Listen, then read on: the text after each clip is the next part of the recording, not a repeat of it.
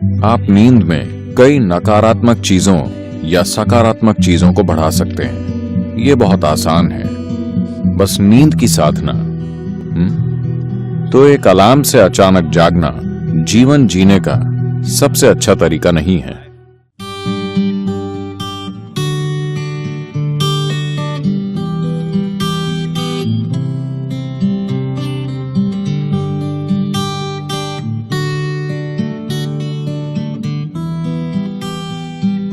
आप में से कितने लोग किसी दिन सुबह उठने के बाद बेवजह बहुत बुरा महसूस करते हैं? बिल्कुल बेवजह। अगर साल में कम से कम 2-3 बार भी ऐसा हो रहा है, अगर ऐसा है तो आपको सोने से पहले कुछ चीजें करनी चाहिए। ये बहुत ही महत्वपूर्ण है, क्योंकि आपको समझना चाहिए कि आप नींद में कई नकारात्मक चीजों या सकारात्मक चीजों को बढ़ा सकते हैं। आप नींद में सुखदता या अप्रियता को बहुत कुशलता से बिना रुकावट के बढ़ा सकते हैं। आप दिन में भी उन्हें बढ़ा सकते हैं, पर कई रुकावटें होंगी, वो बहुत कुशलता से नहीं होता। पर अगर आप किसी निश्चित तरह से सोने जाते हैं और सुबह बहुत बुरा महसूस करते हुए उठते हैं, बिल्कुल बेवजह, तो मतलब आप रात में बहुत कुशलता से चीजों को सेते हैं, खराब अंडों को। बात सिर्फ मानसिक अशांति की नहीं है, ये समय के साथ बड़ी शारीरिक समस्याएं पैदा कर सकता है। ये महत्वपूर्ण है कि आप इन चीजों को अपने जीवन से हटाएं।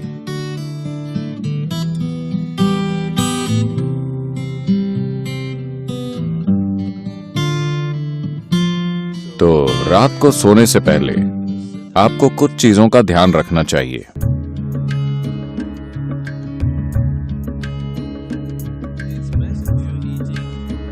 अगर आप मांस और वैसा भोजन करते हैं तो उसे सोने से कम 3 से 4 घंटे पहले खाएं, ताकि पाचन पूरा हो जाए।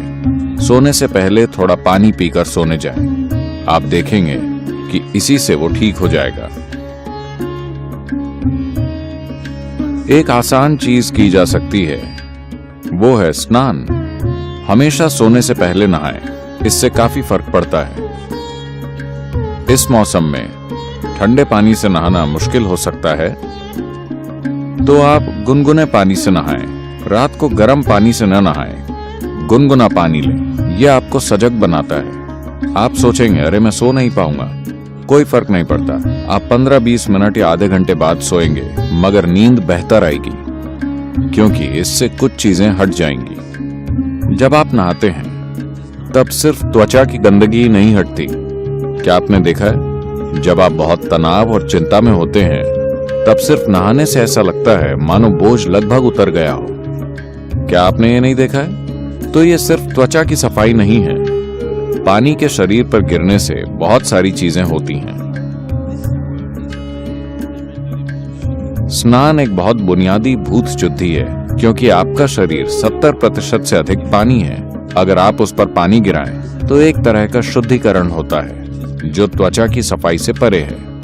एक और चीज अगर आप करना चाहें, आप बस एक जैविक तेल का दिया जला लें, रुई की बाती और कोई भी तेल। यहाँ आप क्या इस्तेमाल करते हैं? साधारण खाने का तेल, linseed oil, rice bran oil या तिल का तेल। आपके पास क्या है? ऑलिव ऑयल, ठीक है। रुई की बाती के साथ कोई भी जैविक तेल लेकर एक छोटा दिया उस कमरे में कहीं जला लें जहां आप सोते हैं। आप देखेंगे कि ये चीजें बिल्कुल गायब हो जाएंगी। अगर आप कोई मंत्र जप सकें या सोने से पहले रात को योगाभ्यास कर सकें तो बिस्तर पर बैठकर उसे करें। अगर आप ईशा क्रिया करना चाहते हैं तो वो नेट पर उपलब्ध है। आमतौर पर भारत में आपसे कहा जाता है कि सोते समय अपना सिर उत्तर दिशा की ओर नहीं रखना चाहिए। आपको पता है, अगर आप रात में उत्तर की ओर सिर करके सोते हैं, जब आप लेटे हुए होते हैं तो धीरे धीरे खून आपके दिमाग की ओर बढ़ने लगेगा। When there is too much circulation in the brain, you cannot sleep peacefully. जब दिमाग में रक्त संचार बढ़ जाएगा तो आप शांति से नहीं सो पाएंगे। अगर आपके दिमाग में किसी प्रकार की भीतरी कमजोरी है या आप अधिक उम्र के हैं तो आप नींद में मर सकते हैं। हेमरेज हो सकता है क्योंकि ज्यादा खून दिमाग में घुसने की कोशिश करता है, जहां खून की नसें बाल जैसी होती हैं और चुंबकीय शक्ति कुछ ज्यादा खून भेजती है। सीधे खड़े होते समय ऐसा नहीं होता। जैसे ही आप लेटते हैं, सिर की ओर यह खिंचाव इतना तीव्र होता है कि खून धीरे धीरे दिमाग की ओर जाने की कोशिश करता है। तो इससे बचने के लिए, यह सिर्फ उत्तरी गोलार्ध के लिए है। अगर आप ऑस्ट्रेलिया जाएं तो आपको सिर दक्षिण की ओर नहीं करना चाहिए। अगर आप भारत में हैं तो आपको सिर उत्तर की ओर नहीं रखना चाहिए। आप उसे और किसी भी तरह रख सकते हैं, वो ठीक है। इसे अपने मन में रखें कि आप सच में नाशवान हैं, ठीक है? सिर्फ शब्दों में नहीं, सच में। आप अभी मर सकते हैं। आप युवा हो या बूढ़े, कोई फर्क नहीं पड़ता। आप अभी मर सकते हैं, हाँ या ना? सोने से पहले बिस्तर पर बैठकर सोचें कि यह आपकी मृत्युशैया है। आपके पास जीने के लिए सिर्फ 1 मिनट और है। पीछे मुड़कर देखें कि आपने आज जो किया, क्या वो सार्थक है? सिर्फ ये आसान अभ्यास करें और आप नहीं जानते कि यह असल में कब होगा। आप मृत्युशैया पर बैठे होंगे या अस्पताल में लेटे होंगे और कई तरह की चीजें आपसे जुड़ी होंगी। किसे पता वो कैसे होगा, पर रोज इसका आनंद लें कि आप अपनी मृत्युशैया पर बैठे हैं। पीछे मुड़कर देखिए कि आज मैंने इन 24 घंटों में जो किया है, क्या वो सार्थक है? क्योंकि अब मैं मर रहा हूं। अगर आप ऐसा करेंगे तो आप एक सार्थक जीवन जिएंगे, मेरा विश्वास कीजिए। तो रोज रात को सोने से पहले आप सभी को ऐसा करना चाहिए। आखिरी 3 मिनट, जो भी चीजें आपने इकट्ठा की हैं, शरीर, मन की बातें, चीजें, छोटी चीजों को अनदेखा मत कीजिए। ये छोटी चीजें बड़ी चीजें हैं। मैंने देखा है कि कैसे लोग अपना तकिया भी लेकर चलते हैं क्योंकि वो बहुत महत्वपूर्ण है। तो आपका तकिया, आपकी चप्पल, अगर आपके रिश्ते हैं, सब कुछ जो आपने इकट्ठा किया है, उसे एक ओर रखकर सोइए। अगर आप इस स्थिति में सोएंगे तो आप अधिक रोशनी, अधिक ऊर्जा और आपकी कल्पना से भी अधिक संभावनाओं के साथ जागेंगे। बस जीवन के रूप में सोइए, पुरुष या स्त्री के रूप में नहीं, इस या उस रूप में नहीं। सब कुछ नीचे रख दीजिए। बस ये बहुत आसान है, सिर्फ नींद की साधना। कम से कम इतना आपको करना चाहिए।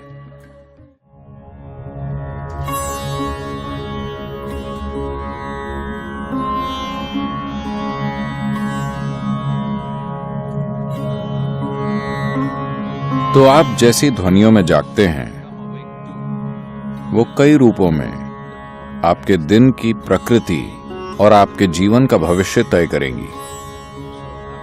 तो एक अलार्म से अचानक जागना जीवन जीने का सबसे अच्छा तरीका नहीं है। अच्छा होगा कि अगर आपकी नींद, जिस तरह का भोजन आप करते हैं और जिस तरह के विचार और भावनाएं अपने अंदर रखते हैं, और आपने अपने शरीर में जीवंतता का जो स्तर बनाए रखा है, उससे तय होगा कि आपको कितनी नींद की जरूरत है। मान लीजिए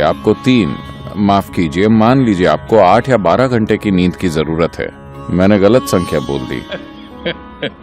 आपको जितनी भी नींद चाहिए, आप अपनी जरूरत जानते हैं। So you go to bed early enough. तो पर्याप्त जल्दी सोने चले जाएं ताकि आप अपने आप जाग सकें। अगर आप खुद जागते हैं और मान लीजिए आपको संदेह है कि आप जाग पाएंगे या नहीं, तो अगर आपके पास कोई मंत्र है, अगर आप किसी वैराग्य मंत्र से जुड़ गए हैं, तो आप उसका इस्तेमाल कर सकते हैं।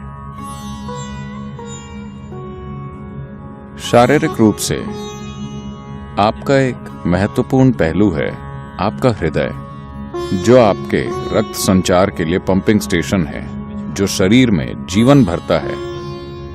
ये ना हो तो कुछ नहीं होगा। ये बाईं तरफ से शुरू होता है। तो आपको पता है, भारत में आपसे कहा जाता है कि आप जब जागें तो आपको दाहिनी तरफ करवट लेकर उठना चाहिए। बताया है, अगर आप बाईं तरफ करवट लेकर उठेंगे तो आपके साथ खराब चीजें होंगी।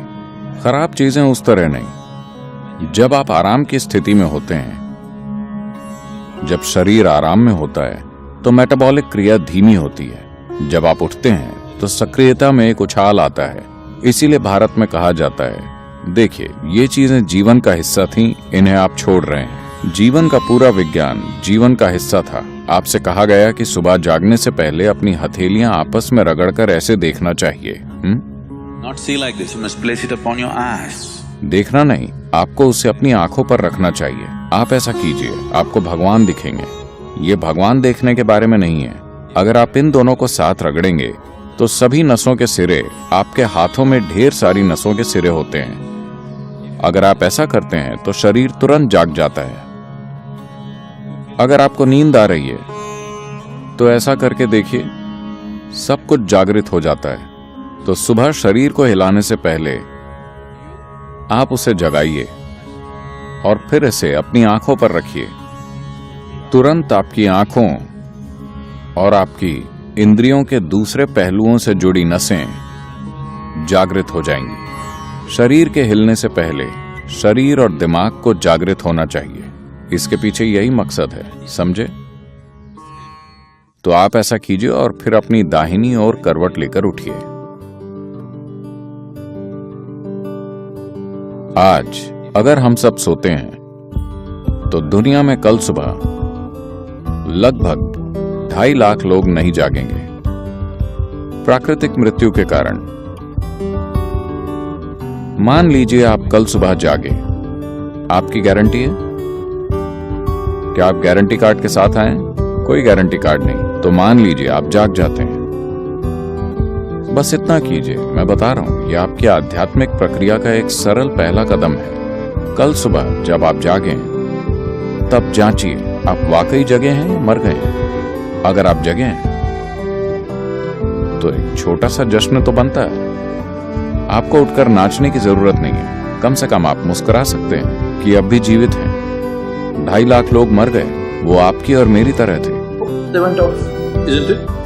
उड़ गए, है ना? कहीं भी देखिए वो नहीं मिलेंगे। यहां मैं अब भी जीवित हूं। एक बड़ी मुस्कुराहट आप देंगे?